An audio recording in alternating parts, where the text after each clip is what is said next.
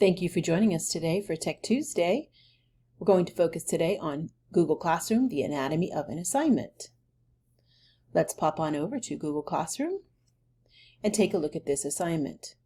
This particular assignment, while a good assignment, could be better.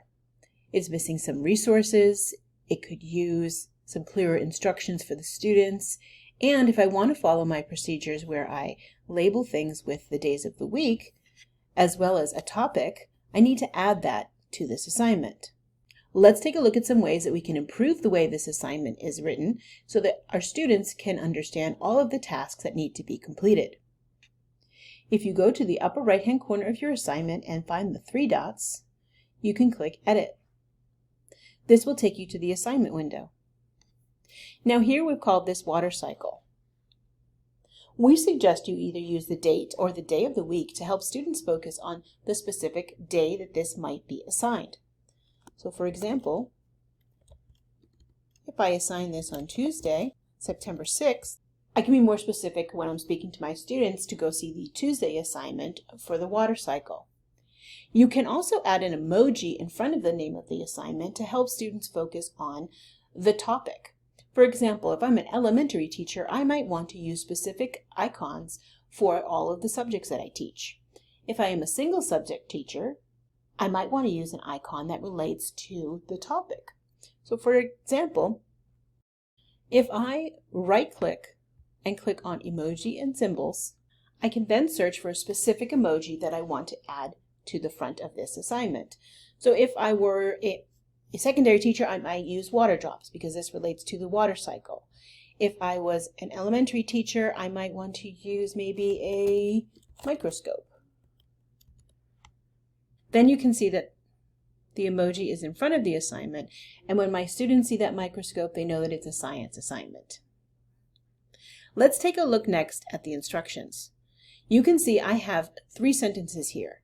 Now I know when I taught 4th grade, students would often see the instructions but not follow all of the tasks at hand. So one thing you can do is to put each task on a separate line. Now Google Classroom, you have the ability to add bullets, and that gives you students some very simple steps to follow. You can also use emojis here. You would right-click,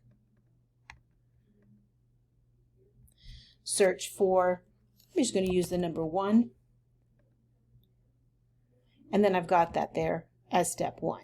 And I would continue through adding the other numbers. Now if you use those emojis often, they will show up automatically in your most recently used, which is kind of nice if you use them regularly. And there's 3. So now it's very clear to my students I've got step 1, step 2, step 3 in my instructions. When I was teaching, it was always helpful for me to provide as many resources as possible for my students for an assignment so that they didn't need to keep asking me, where do I find the information? So what you might want to do is add some more resources. So down here, you can add things from your Drive, from YouTube. You can create a Google Doc or slide for your students. You can upload things from your desktop, or you can add a link. In this case, I found this great Newsela article that I already assigned to my students in Newsela. So I'm going to copy this link, and I'm going to add that link for my students. And the reason I want to do it this way is this link will take my students directly to that assignment in Newsela. I don't have to worry about them saying, where's the article? What's the article? This will take them right to it. I've already assigned it to my students in Newsela, so now it's just going to be an easy way for them to get to that article. And then I have instructions in Newsela for my students as well. I also have this video from Discovery Education. Since I've already assigned this to my students in Discovery Education, I'm going to do the same thing that I did from Newsela. I'm just going to copy the link. I'm going to come over to Classwork, click on Link,